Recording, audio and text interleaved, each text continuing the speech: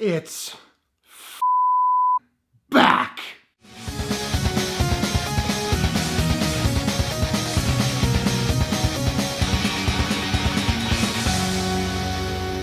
Well, hi there, Internet. My name's Court, and welcome to the first of a short series where I will be reviewing the final 6 episodes of the final season, Season 8, Game of Thrones. I'm going to try and get these out every Monday, but who knows, I might get busy, but I'll get them all done, I promise. And just so you know, this whole series, it's going to be mad spoilers all the time. So if you haven't watched the episode yet, why are you watching this? Go watch the episode. Then I hope you come back. Anyway, you've been warned.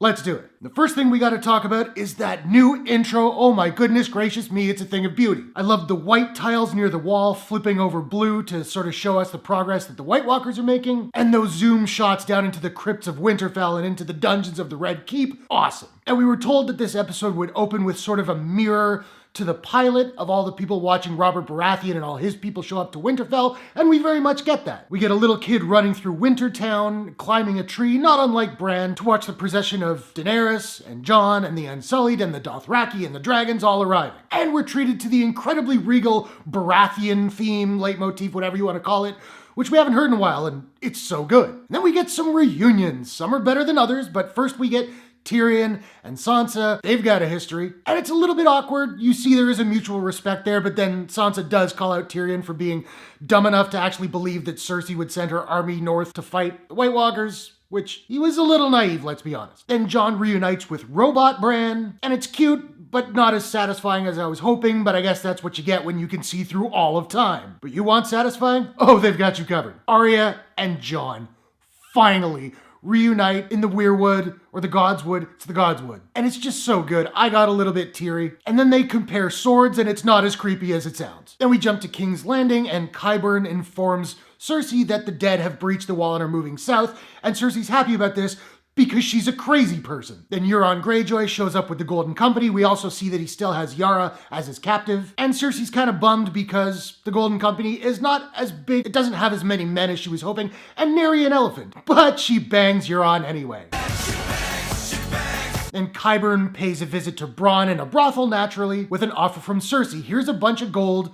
Go kill Tyrion and Jaime. And in a twist of poetic irony, Qyburn gives Bronn a crossbow. I couldn't tell for a fact that it was the same crossbow that Tyrion used to kill Tywin, but it makes sense that it would be. It's unclear if Bronn is going to actually do it, but he's clearly thinking about it. Theon boards the Silence, I think it's the Silence, and saves Yara, and after taking a headbutt for his troubles, Yara gives him permission to go north to fight with the Starks, while she's going to go back to the Iron Islands to sort of prepare it to be a retreat should the North fall. And then on the best date ever, Jon and Daenerys go dragon riding. It's a little bit cheesy, and it's very fan servicey, but as a fan, I feel like I got served. And I thought it was really funny watching how clumsy Jon was riding Rhaegal. Had a couple of good laugh out loud moments for me. Then after a magical flight, they have a little romantic moment and they kiss, and Drogon's all like, because Drogon is a creep. Back at Winterfell now, Daenerys and Ser Jorah run into Sam, who's studying as always. And in the most heartbreaking moment of the entire episode, Daenerys, to her credit, is honest with Sam and tells him that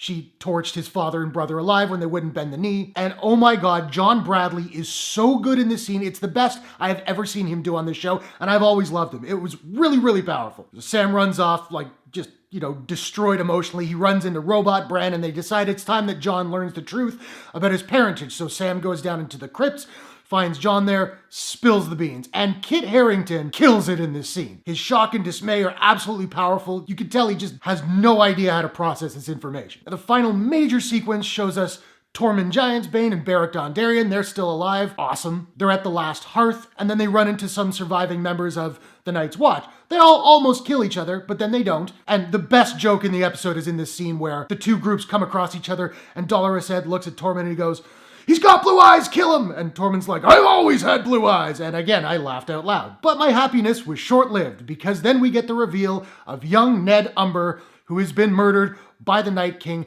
nailed to the wall, surrounded by spirals of severed limbs in a pattern that harkens all the way back to the pilot. It's really gruesome. It's very upsetting. It's horrifying. And of course, little Ned's eyes open. They're blue. The guys have to set him on fire, making the world's grisliest firework, and it's just awful. And his squealing is...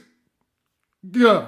The episode ends with Sir Jaime Lannister arriving at Winterfell, something I've been excited about ever since last season's finale, which was like 13 years ago. But somehow in my brain, I never made the connection that, oh wait a second, Robot Bran is at Winterfell, and we all know what Jaime did to, well, at the time he was just Bran, but we all know what he did. Never thought about that. And the final shot of the episode is like a face-off between Jaime and Robot Bran, and oh, I really enjoyed this episode, Winterfell. It was very light on action, which is fine. I wouldn't call it a filler episode per se. It was really more about just reminding us who is where, what's going on, and setting the pieces for the greatest chess match that Westeros has ever seen. That's a bad analogy because chess only has two sides, but you know what I'm talking about. Basically what I'm saying is, bring on next week. So now I want to know, what did you think of this first episode, Winterfell? Whatever your thoughts, hit the comments below. Let's discuss. If you enjoyed this review, please smash that like button and give it a share if you really enjoyed it. And hey, why not take a second, do me a favor, click subscribe and ring that bell to subscribe to my channel for more movie reviews, entertainment news, trailer reactions, Game of Thrones, all that good stuff. Thanks very much for watching. I'll see you guys next week. Take care.